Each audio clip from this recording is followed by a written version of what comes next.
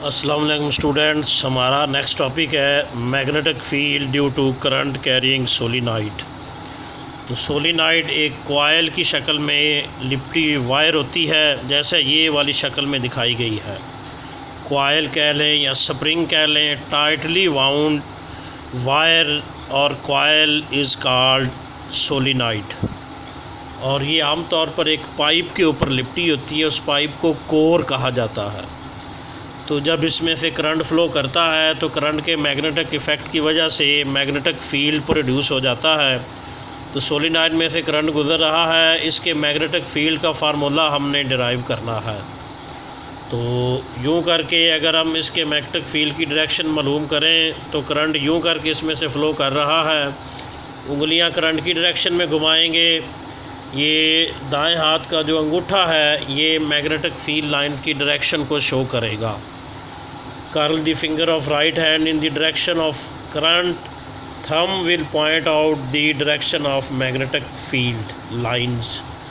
तो अंगूठा magnetic field line की डायरेक्शन शो करेगा। इधर होगी मैग्नेटिक फील्ड लाइन, जिधर ये अंगूठे वाला एंड होता है वो जो उधर से लाइन ये निकल रही हैं वो एंड नॉर्थ पोल होता है और पिछला एंड जो है वो साउथ पोल हुआ करता है।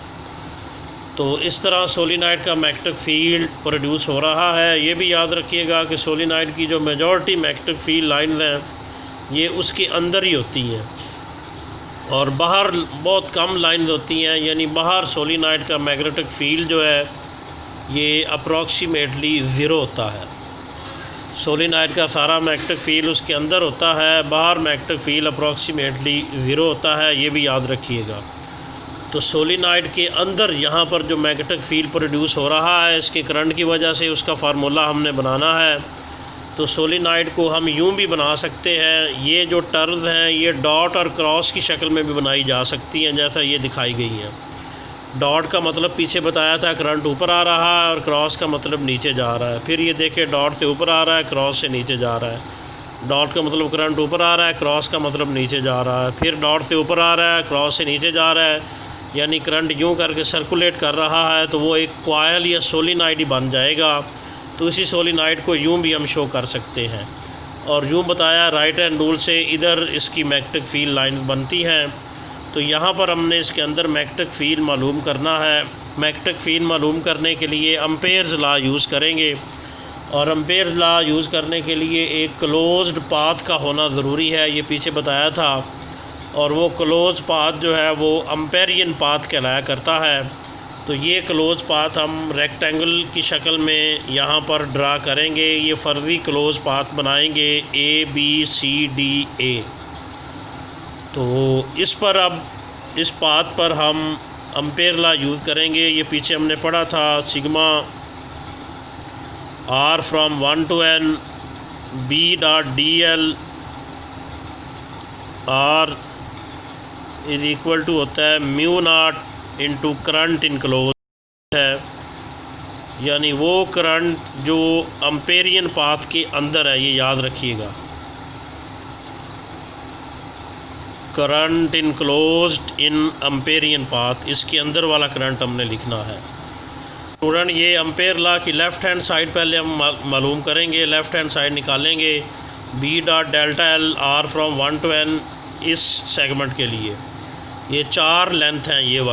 ये वाली लेंथ फ़र्ज करें कह दें जो L1, ये वाली कह दें L2, ये वाली L3 कह दें, ये वाली लेंथ क्या कह दें L4।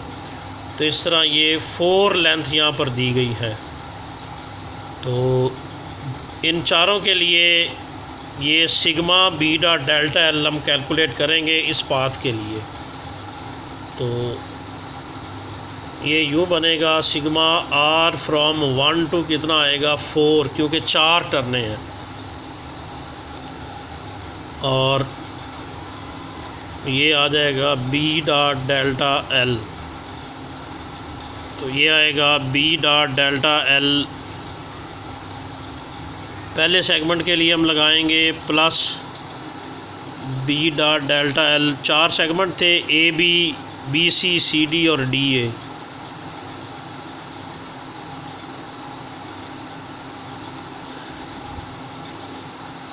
B.delta L3 plus B dot delta L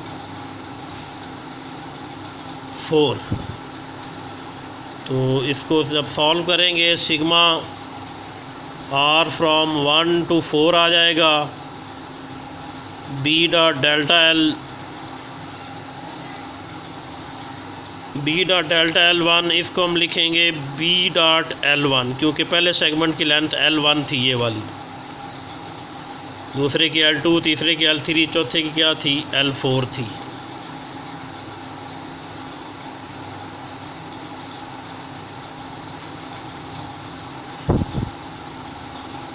और चौथे के लिए ये बी डॉट L4 आ जाएगा।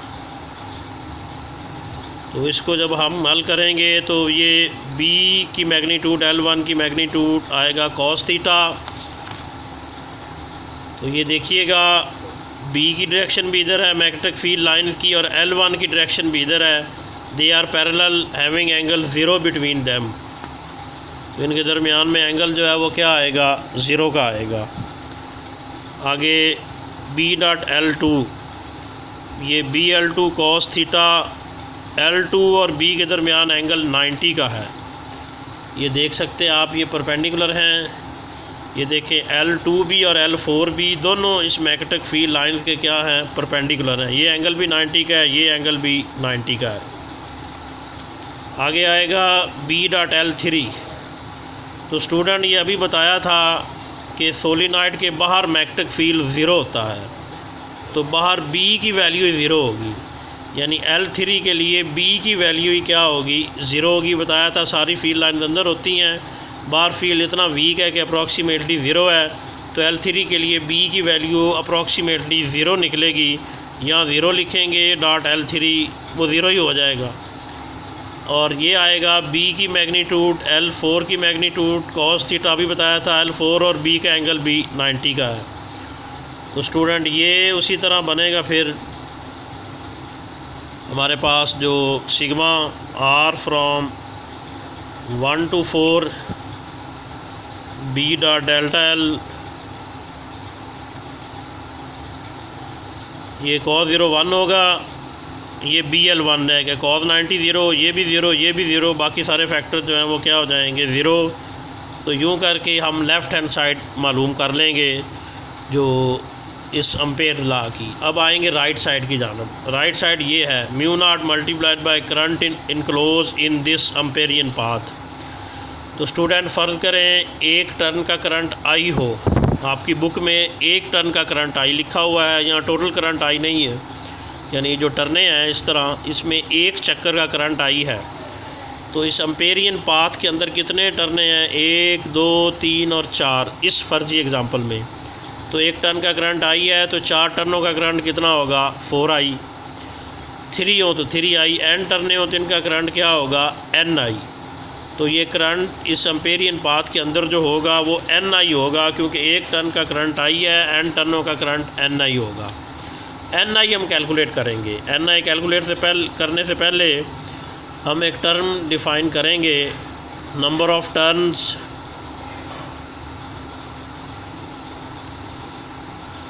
पर unit length. Number of turn per unit length का फार्मूला होता है total number of turns divided by total length. तो number of turn per unit length को हम स्मॉल n कहते हैं। टोटल नंबर ऑफ़ टर्न को क्या कहा हुआ है, कैपिटल N। और लेंथ यहाँ से यहाँ तक अम्पेरियन पाथ की ये लेंथ जिसमें ये टर्नें हैं, ये लेंथ कितनी है, L1। तो ये L1 हो जाएगा। तो n की वैल्यू L1 उधर मल्टीप्लाई करेगा, NL1i होगा। तो ये कैपिटल N की वैल्यू बनेगी। हमने करंट इनक्लोज्ड इन अम्पेरियन पाथ ये निकालना है हमने। अम्पेरियन पाथ का करंट अभी बताया था, एक टर्न का करंट आई है, तो n टर्न का करंट कितना होगा, ni। यानी इस अम्पेरियन पाथ के अंदर वाला जो करंट है 1 टर्न का करंट आई है, n टर्ने हैं तो करंट कितना होगा, n आई। और कैपिटल N की ये वैल्यू निकली, ये इधर दर्ज कर देंगे।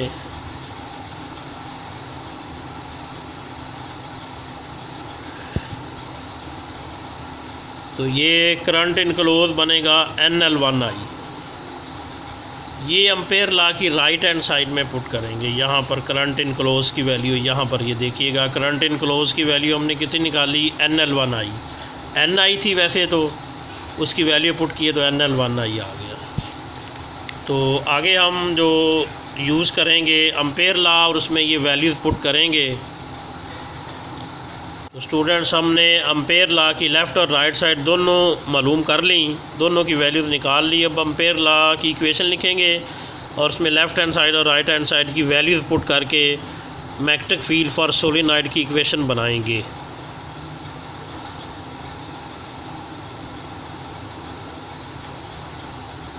यूजिंग एम्पेयर लॉ, ये था ampere law. Sigma R from 1 to 4 था क्योंकि 4 सेगमेंट थे। D dot delta L R is equal to mu not multiplied by था करंट इनक्लोज्ड। तो इनमें वैल्यूज़ पुट कर दें, लेफ़्ट और राइट साइड की दोनों हम निकाल चुके हैं। ये देखिएगा लेफ़्ट हैंड साइड की वैल्यू अभी हमने निकाली थी, ये वाली, ये देखें इसकी वैल्यू BL1, और करंट इनक्लोज की वैल्यू निकाली NL1I। इसकी वैल्यू है BL1 और इसकी वैल्यू कितनी है, NL1I।